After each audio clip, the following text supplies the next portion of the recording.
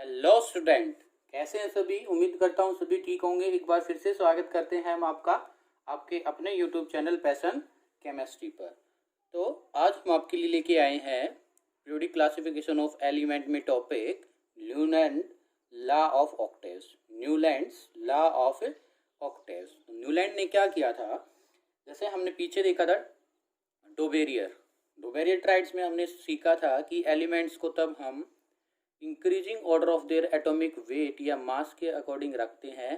तो उसमें क्या किया था उसने तीन एलिमेंट्स का ट्राइड्स बनाया था। तो जो मिड वाला एलिमेंट है उसका जो एटॉमिक मास है वो 2 का क्या निकाला था, एवरेज निकाला था। ठीक है, लेकिन वो जो जो आपका एटॉमिक मास आता है फर्स्ट और थर्ड एलिमेंट का एवरेज का, तो वो क्या था, या तो एग्जैक्टली या आसपास ही आएगा उसके। ठीक है, ये बातें हम डुबेरियर ट्राइड्स में सीख चुके थे। इसके बाद डुबेरियर के बाद एक और साइंटिस्ट आए जिनका नाम था न्यूलैंड्स। क्या नाम था? न्यूलैंड्स। न्यूलैंड्स ने क्या किया, एक ऑक्टेव्स, नाम से पता चल रहा है या हम अभी दिखाएंगे आपको ऑक्टेव का मीनिंग क्या है। ऑक्टेव का मीनिंग क्या है, क्लियर है? तो इन्होंने भी क्या किया, न्यूलैंड ने भी एलिमेंट्स को क्या किया, उनके increasing order of atomic mass के अकॉर्डिंग रखा। एलिमेंट्स को कैसे रखा इसने, increasing order of their atomic mass. Clear है? तो न्यूलैंड ने क्या किया, जैसे लिथियम, बेरिलियम, मैग्नीशियम, बेरिलियम,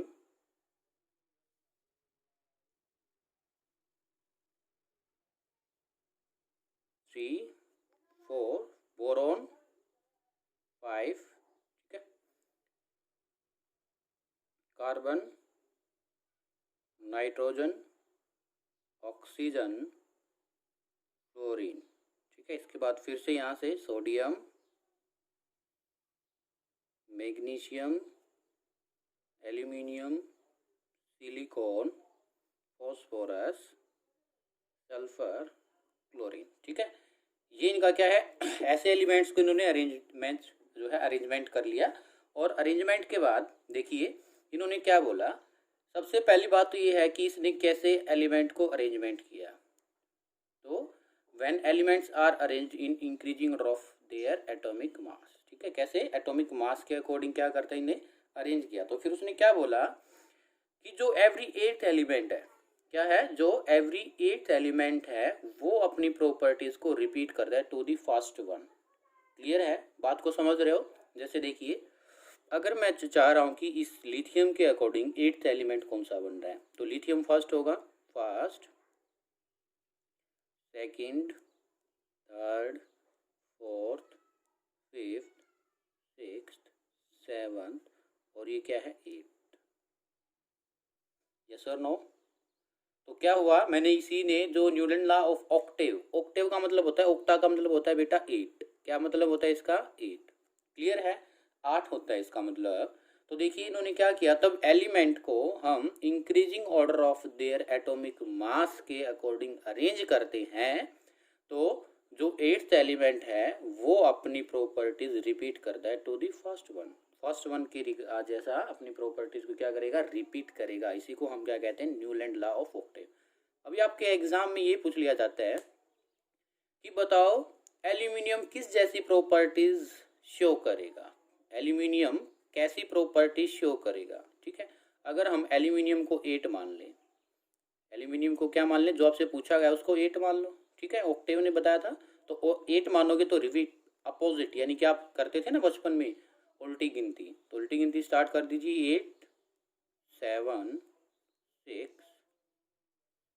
5, 4, 3, 2, 1। तो कैसी प्रॉपर्टीज, कैसी, बोरॉन जैसी प्रॉपर्टीज रिपीट करेगा। अगर फॉस्फोरस की बात करें तो 8, 7, 6, 5, 4, 3, 2, 1, तो नाइट्रोजन जैसी करेगा। समझ रहे हो? तो ये क्या था, न्यूलैंड का octaves law, Newland law of octaves. Clear है? इन्होंने जस्ट क्या बताया था कि एलिमेंट को तब हम increasing order of their atomic mass के अकॉर्डिंग अरेंजमेंट देते हैं, तो एवरी एट्थ एलिमेंट अपनी प्रॉपर्टीज को फर्स्ट जैसी रिपीट करेगा। ठीक है, लिख देता हूं मैं, when element are arranged when elements are arranged in increasing order of in order of increasing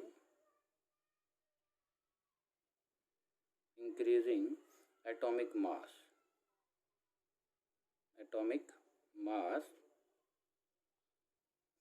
there is a repetition of properties. There is a repetition of properties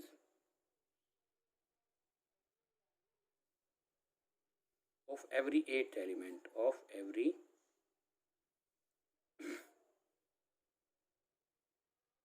eighth element to the given element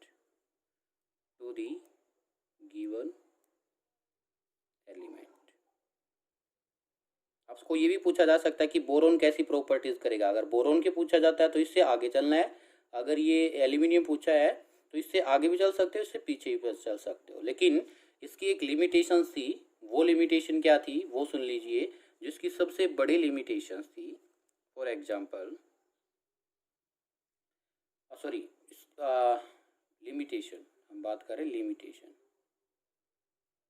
जिसकी सबसे बड़ी limitation थी वो क्या थी कि ये जो न्यूलैंड का ऑक्टेव लॉ था ये क्या था, सिर्फ 8 एलिमेंट 20 एलिमेंट जो है या 20 जिसका एटॉमिक नंबर है या 40 जिसका मास नंबर उन्हीं तक वैलिड था। ठीक है, this is called with notes up to, या कह सकते हो this classification is successful, this classification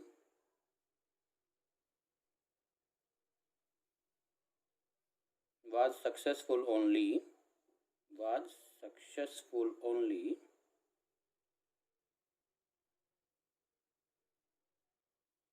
up to calcium. Calcium का एटॉमिक नंबर 20 होता है, मास नंबर 40 होता है, यहीं तक वैलिड था। ठीक है,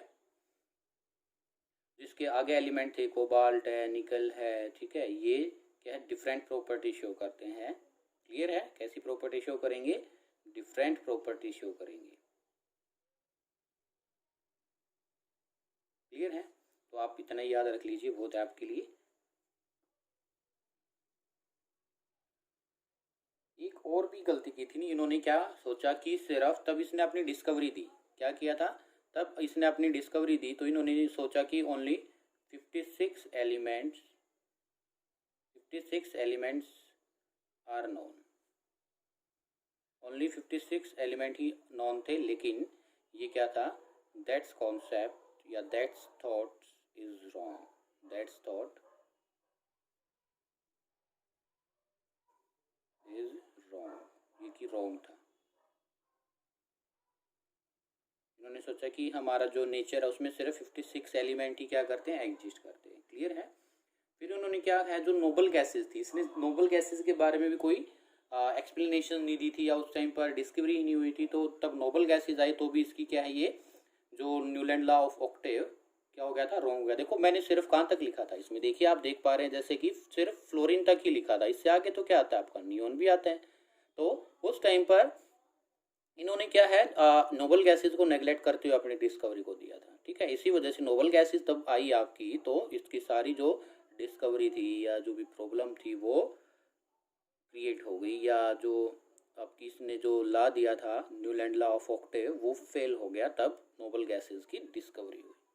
क्लियर है, इसके बाद मेंडलीव पीरियोडिक टेबल, क्या है मेंडलीव पीरियोडिक टेबल, तो वो लिख एक बार ये लिख लीजिए आप, तब हम मेंडलीव पीरियोडिक टेबल के बारे में डिस्कस करेंगे। ओके, लिख लिया, चलिए। तो इसकी मेंडलीव ने क्या किया था, सभी एलिमेंट्स को उनके increasing order of their atomic mass के रिगार्डिंग अरेंजमेंट दी थी। ठीक है, क्या किया था इन्होंने, क्या बोला था, Mendeleev law the properties of element are the periodic function of their atomic mass. क्या बोला था इन्होंने, जो पीरियोडिक प्रॉपर्टीज है एलिमेंट्स की वो उनके एटॉमिक मास का ही फंक्शन है। ठीक है, the periodic properties,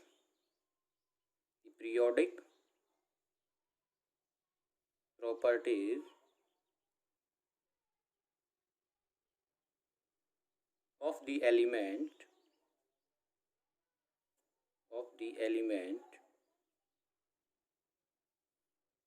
are a periodic function of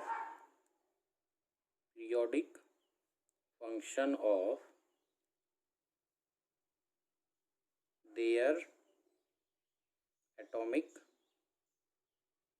mass। इसने भी एलिमेंट को अरेंजमेंट दी किसके अकॉर्डिंग, मास के अकॉर्डिंग, और जो प्रॉपर्टी शो करते हैं एलिमेंट वो उनके मास के अकॉर्डिंग ही शो करती है। ये बात भी मेंडलीव ने बोला। मतलब जो हमने डुबेरियर का जो ट्राइड चला था एटॉमिक मास के रिगार्डिंग प्रो अरेंजमेंट देना, या कह सकते हो आप जो उनकी प्रॉपर्टीज थी वो उनका मास का ही फंक्शन था। तो ये सभी न्यूलैंड ने भी, मेंडलीव ने भी और डुबेरियर ने सेम बात कही, लेकिन इनकी अरेंजमेंट अच्छी थी। और जो इन्होंने पीरियोडिक टेबल दी वो काफ़ी लंबे समय तक चली और उसकी काफ़ी यूज़ में भी लिया गया, और काफ़ी टाइम तक कुछ ऐसे क्वेश्चंस आते हैं जो आज के दिन भी काफ़ी बार हम मेंडलीव पीरियोडिक टेबल का यूज़ करते हैं। क्लियर है। और बेटा मेंडलीव पीरियोडिक टेबल से आपके एग्जाम में काफ़ी भर के क्वेश्चन देखने को मिलेंगे आपको। ओके, तो आप इसको अच्छे से समझिए। पहले मैं एक बार इसकी कुछ बातें आपको बता देता हूँ, कैसे इसने डिस्कवरी स्टार्ट की, कितने एलिमेंट नॉन थे, फिर इन्होंने क्या वर्ड भी एक दो यूज़ किया, फिर आपको और जो प्रॉपर्टीज़ थी, मेनली जो प्रॉपर्टीज़ थी इन्होंने कौन कौन सी ही आपकी अपनी पीरियोडिक टेबल में मेंशन किया। क्लियर है। तो सबसे पहली बात, तब मेंडलीव ने अपनी पीरियोडिक टेबल स्टार्ट की तो उस टाइम पर सिर्फ 63 एलिमेंट ही नॉन थे। कितने एलिमेंट नॉन थे? 63 एलिमेंट्स आर नॉन। क्लियर है एक तो ये बात।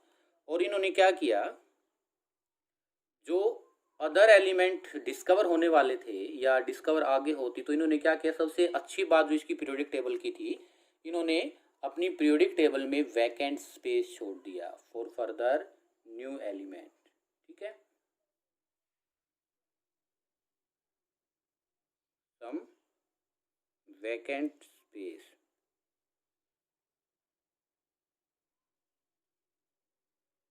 Are left for new element clear है।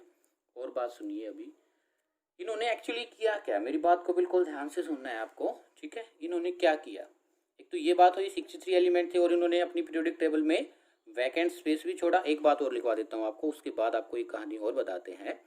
इन्होंने क्या किया, इन्होंने सिर्फ एलिमेंट्स की जो केमिकल प्रॉपर्टीज थी उनके हाइड्राइड और ऑक्साइड के बारे में भी क्या किया, among the chemical properties he concern mainly on the behaviour of, he concern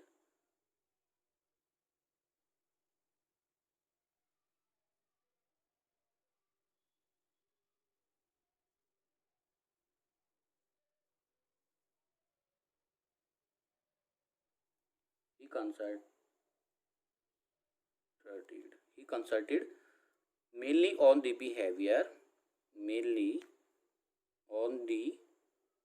behavior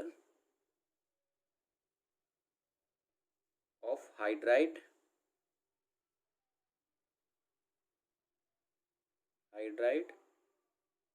and oxide। Hydride क्या होते हैं आपके, compound with hydrogen, compound with hydrogen. Clear है। एंड ऑक्साइड कंपाउंड विद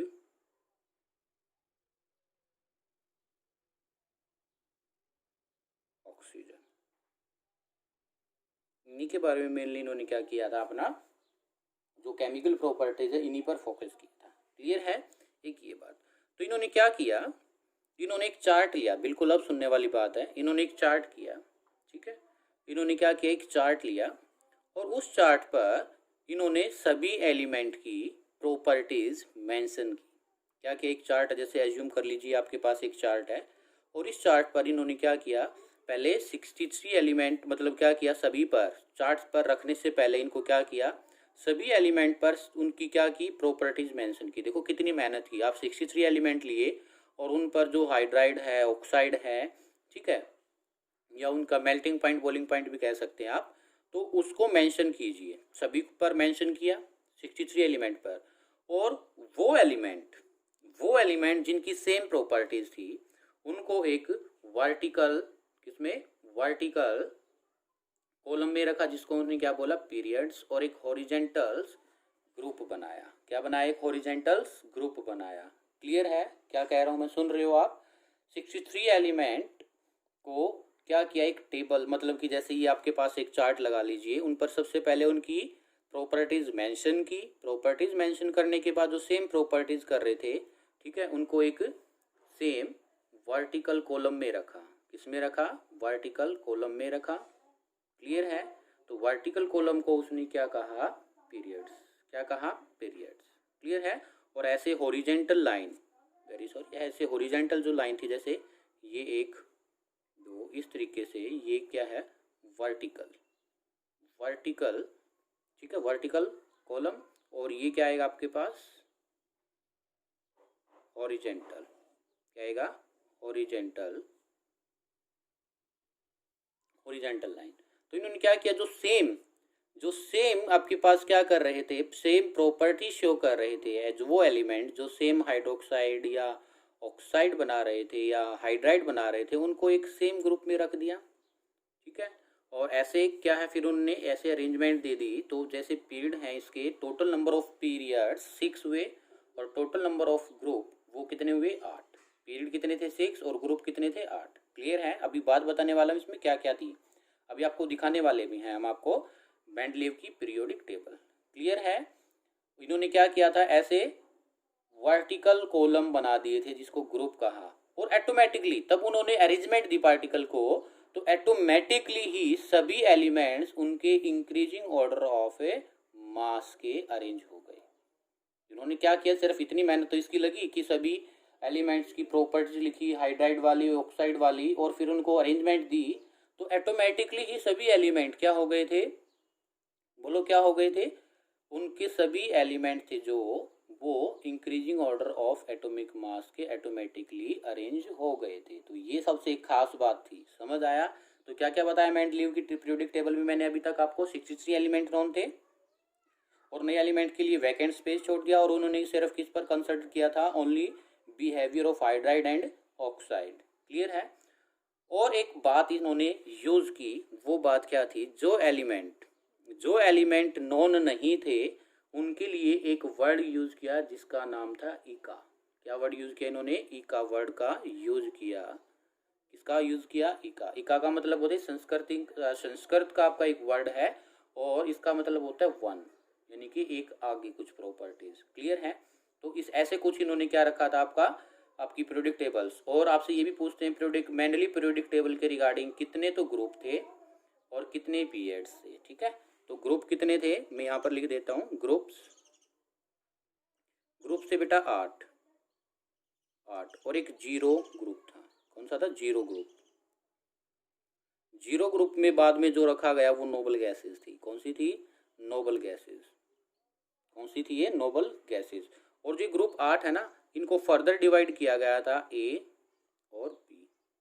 कैसे डिवाइड किया गया था, ए और बी। फिर से सुन लीजिए, ग्रुप 8 थे और एक जीरो ग्रुप था। तो 8 ग्रुप तो ए और बी की फॉर्म में थे, और जीरो ग्रुप फिर बाद में कब आया, तब नोबल गैस की क्या हुई, डिस्कवरी हुई। किसकी डिस्कवरी हुई, नोबल गैस की। और पीरियड्स कितने थे, पीरियड्स कितने थे, पीरियड्स थे आपके 6 पीरियड थे। ये बातें आपको बहुत ही अच्छे से पता होनी चाहिए अबाउट मेंडली पीरियोडिक टेबल। किसके बारे में, मेंडली पीरियोडिक टेबल में। अब देख लीजिए, हम आपको मेंडली पीरियोडिक टेबल दिखाने जा रहे हैं, वो सुन लीजिए। देखिए, ये आपके पास मेंडली पीरियोडिक टेबल है। क्या ये, मेंडली पीरियोडिक टेबल।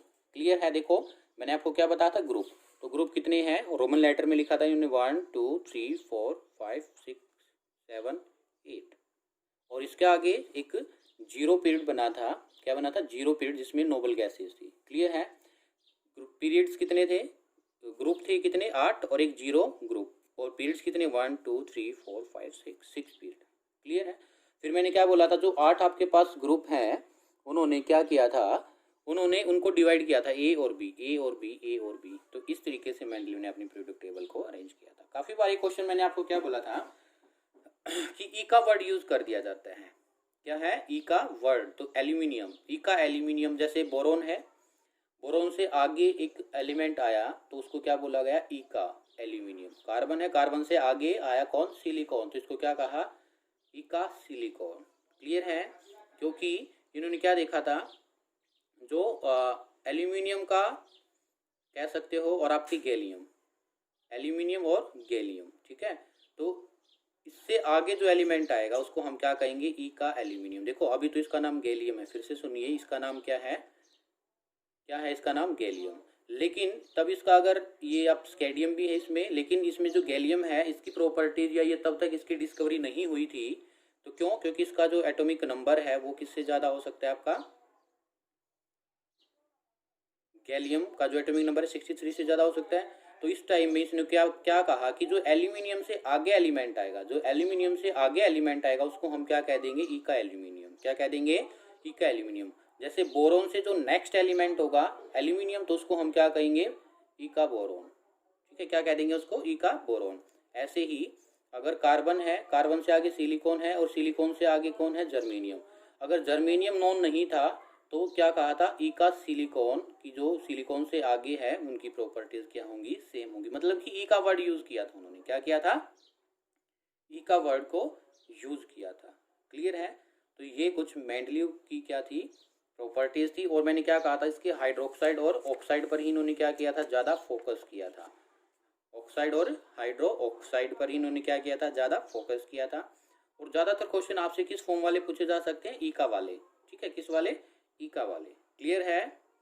सभी को क्लियर है? तो ये बातें आपको अच्छे से पता होनी चाहिए अबाउट मेंडलीव। अब बात आ जाती कि मेंडलीव पीरियोडिक टेबल फेल क्यों हुआ, मेंडलीव पीरियोडिक टेबल रिजेक्ट क्यों हुआ?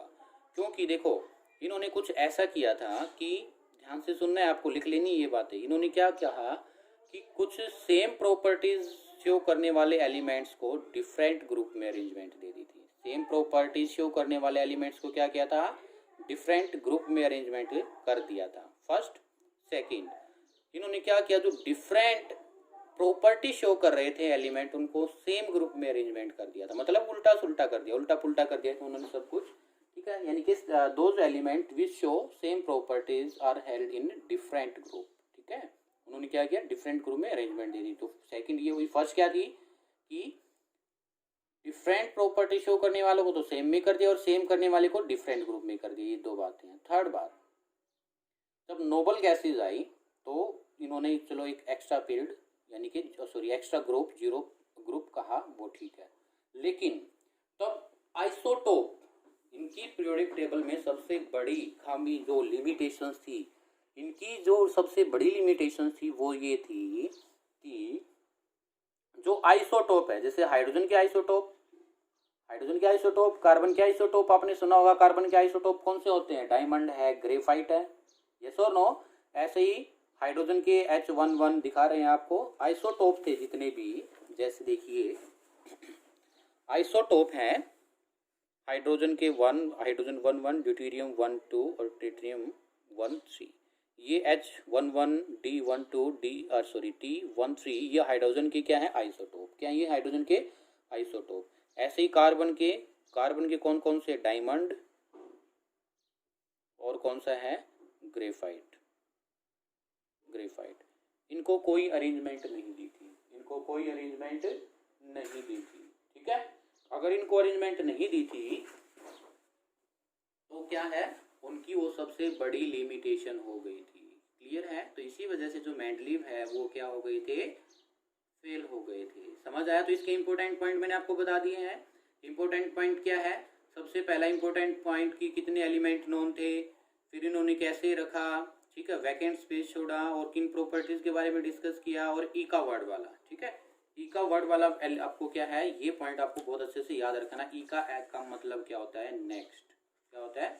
नेक्स्ट। जैसे एल्यूमिनियम से आगे आया था गैलियम, तो उसको क्या कहा था? ई का एल्यूमिनियम। क्लियर है? क्या कहा था? ई का एल्यूमिनियम। और बोरोन से आगे एल्यूमिनियम था तो उसको क्या कहा था? ई का बोरोन। ठीक है, जो उससे पहले एलिमेंट है उसके साथ हमने ई का लगा दिया था। क्या लगा दिया था? ई का। ठीक है, जैसे सिलिकॉन से पहले कौन है? कार्बन, तो ई का कार्बन। क्लियर है? तो ये बातें आपको याद रखनी है। अगर आपको ये बातें अच्छे से याद रहेंगी तो आप आपके एग्जाम में अच्छा स्कोर कर पाएंगे, अच्छे से कॉन्सेप्ट बिल्ड कर पाएंगे। ठीक है, उम्मीद करता हूँ आपको ये लेक्चर अच्छा लगा होगा। अगर आपको ये लेक्चर अच्छा लगा है तो प्लीज़ वीडियो को लाइक कीजिए, शेयर कीजिए और कमेंट बॉक्स में बताइए लेक्चर कैसा रहा, क्या प्रॉब्लम रही। ठीक है, और आप मेरे यूट्यूब चैनल पर नए हैं तो प्लीज़ चैनल को सब्सक्राइब जरूर करें। Thank you.